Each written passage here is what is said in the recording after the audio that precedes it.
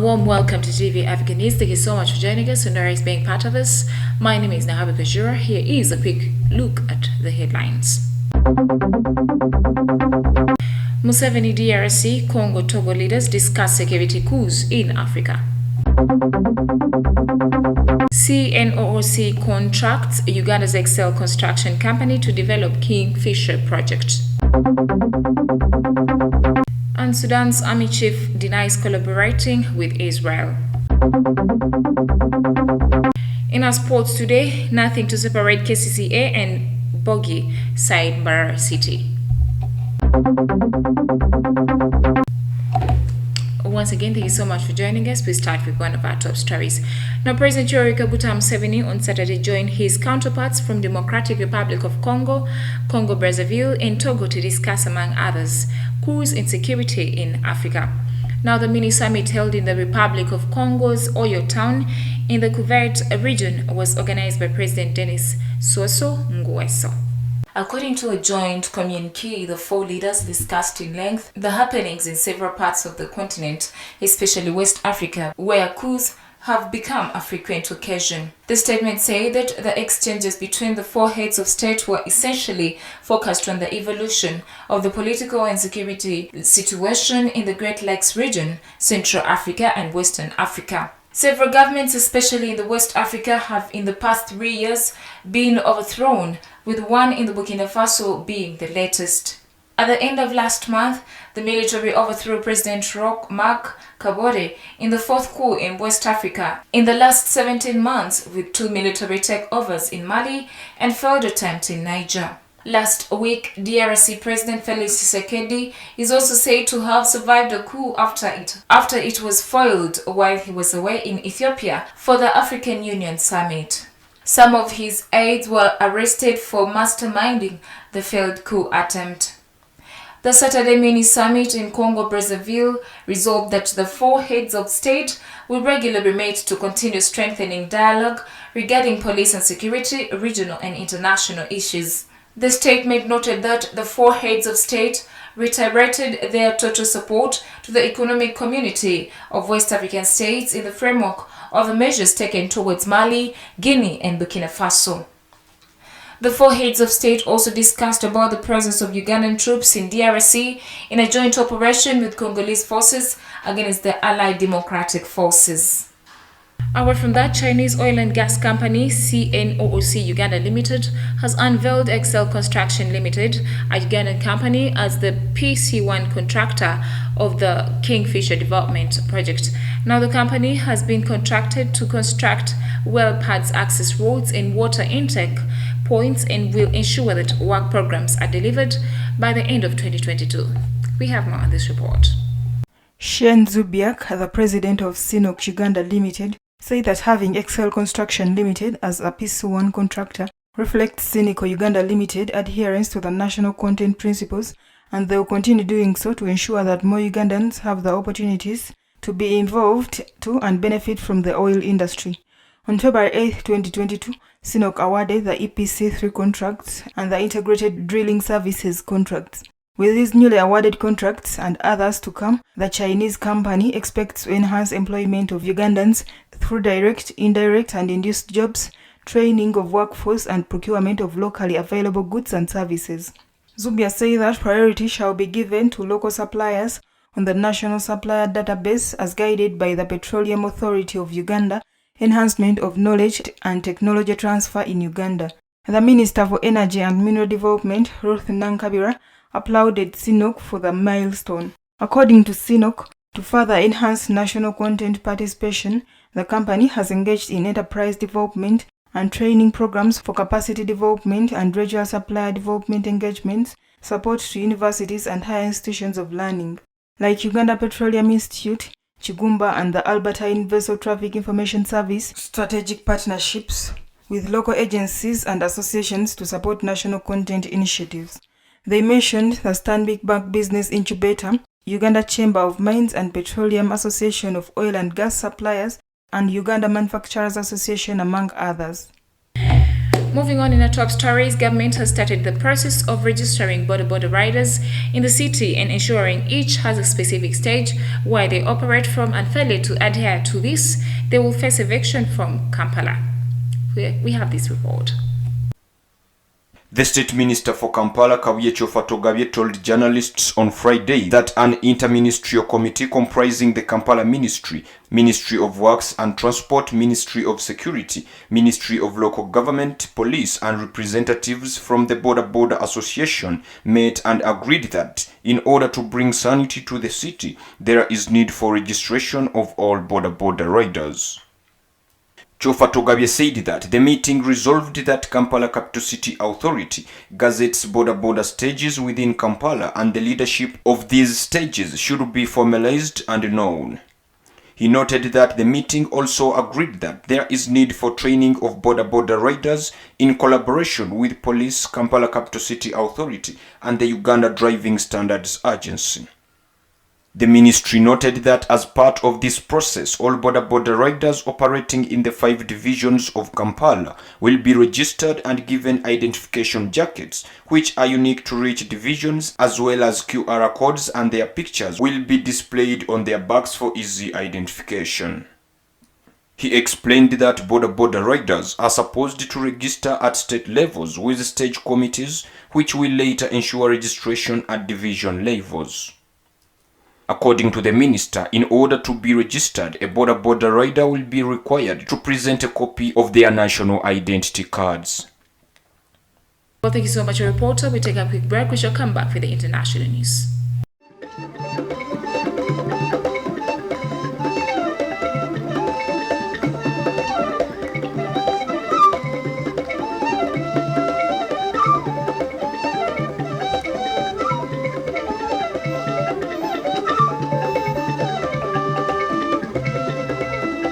Welcome back from the break. You're watching TV Africa, the right to know. In our international news today, Sudanese General Abdel Fattah al-Burhan, head of the Sudanese Sovereign Council, denied growing cooperation between Sudan and Israel on security and intelligence after 2 countries had exchanges of information.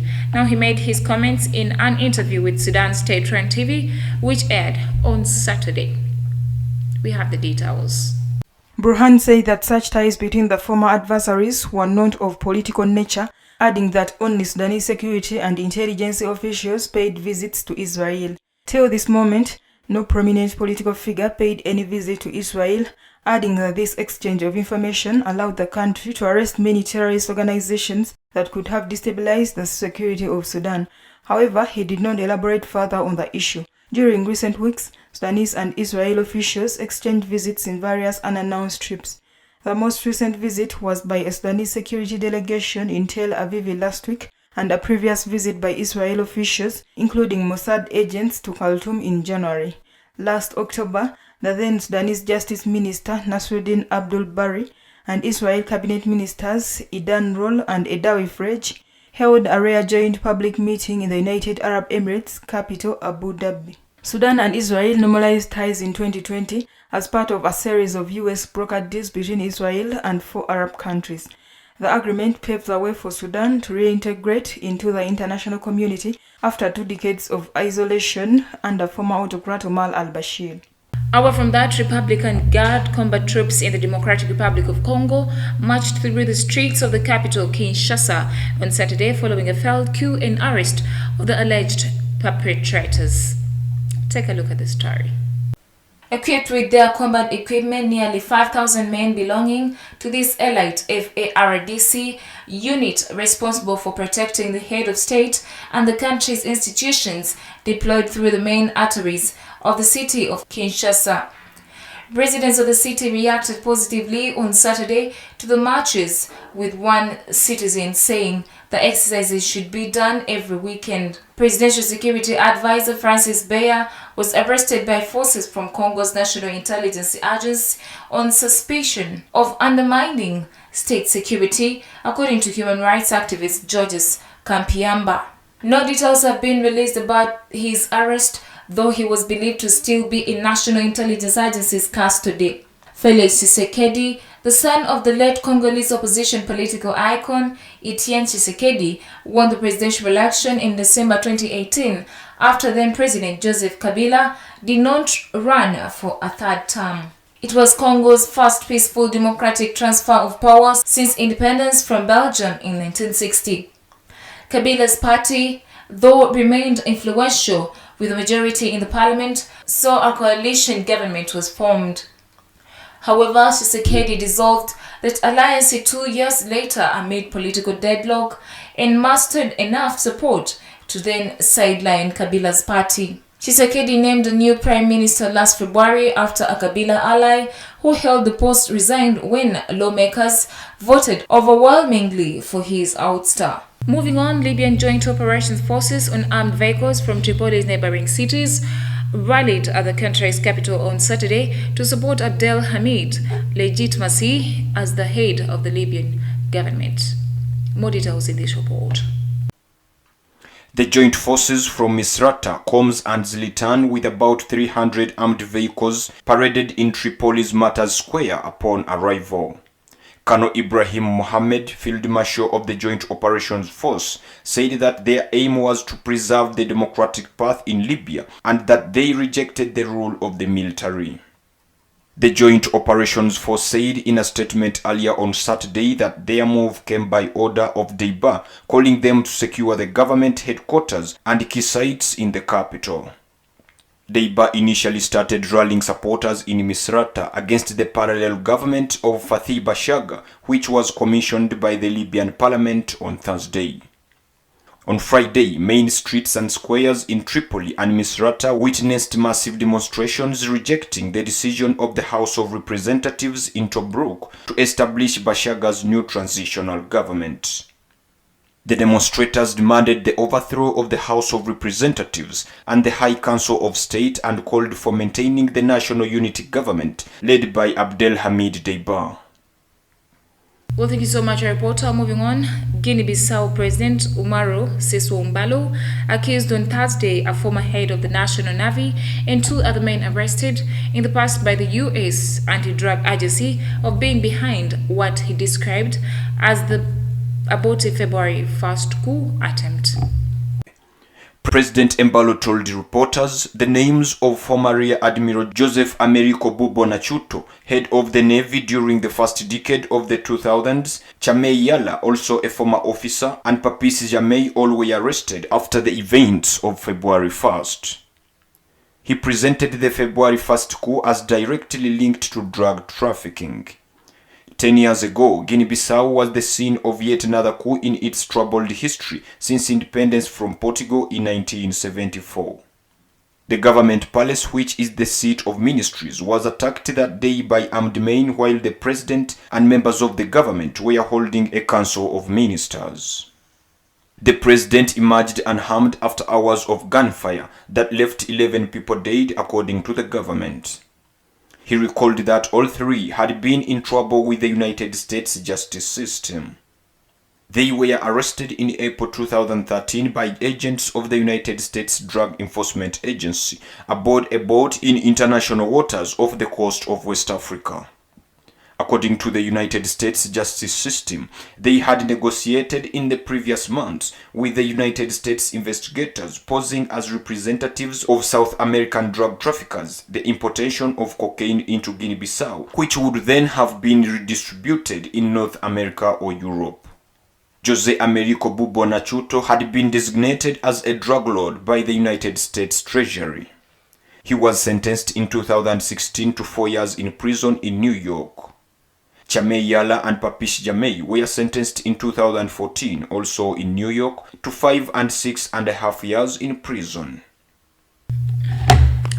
Well, thank you so much, our reporter. Africa Today takes a quick break. We shall come back with business news.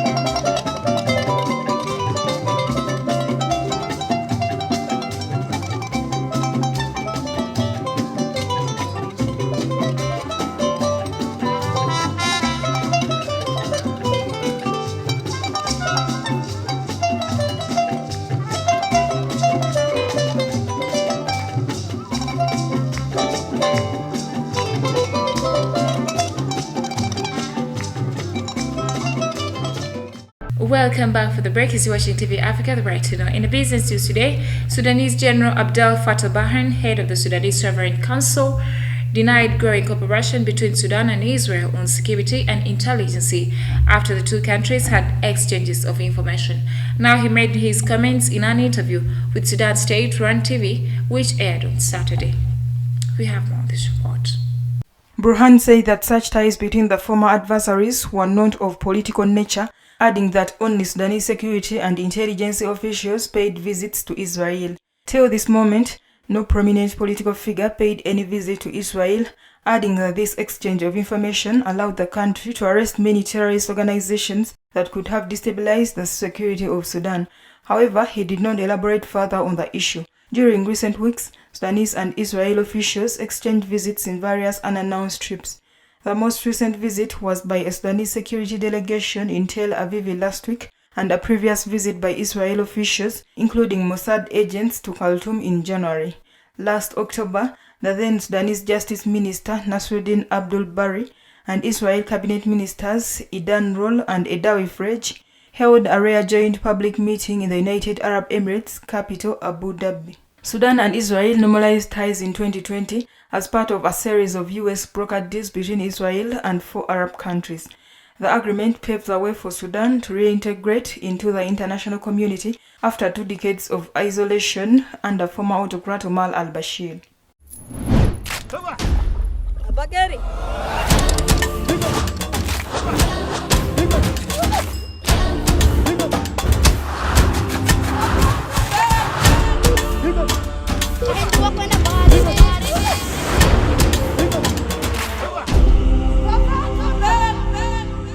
In our health news today, Tedros was on a working visit on Friday with a delegation comprising South African ministers of higher education and health and Belgian Minister of Development Cooperation. Dr. Tedros visited the Cape Town-based hub. Details in this report. Accompanied by a delegation comprising European diplomats and South African ministers, World Health Organization head Tedros Ghebreyesus visited the World Health Organization mRNA Vaccine Technology Transfer Hub in Cape Town, South Africa. It is in the facility of the biotechnology company Afrigen Biologics that the delegation was presented the progress achieved to secure more doses. The biotechnology company was selected in June last year to be part of the hub aimed at strengthening vaccine manufacturing. Dr. Tedros said that although they chose South Africa as a center, the idea is to build global capacity, especially in low-income countries, to have their own capacity so the equity issues are addressed in the future. To accomplish this vaccine mission, Afrigen Biologics leads a consortium comprised of the South African Medical Research Council and BioVac, a local vaccine producer. The hub that was first appointed in Africa by the World Health Organization can bring about major changes to low-middle-income countries. At the moment, 16.5% of the Africans have received at least one COVID-19 vaccine dose. In the long time, the hub will supply high-income countries and produce vaccines for different diseases.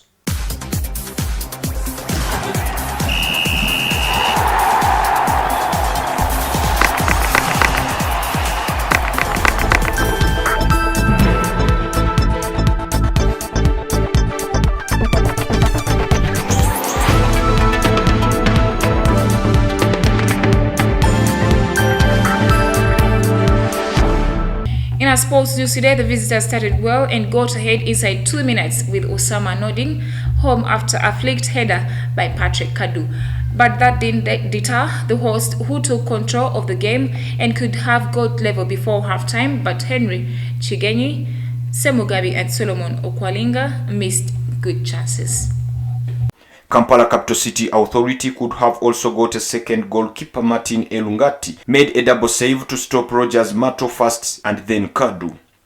At one time, Okwalinga, a former KCCA player, was denied by the upright with Derek Ochan beaten. Molebie Kwaso made a double change at halftime with Kadu and goal scorer Arafat getting off for Davis Kasiri and Brian Majwega. But it was Mbarara City that got the goal, with Semugabi beating John Revita for pace to level matters.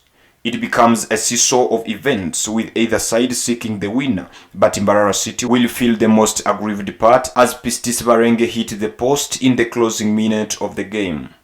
A draw implies that KCCA remain second on the table with 36 points but 3 points off leaders Vipers, who beat Arua Hill 3-1 on Saturday, while Mbarara City stays 13th with 16 points.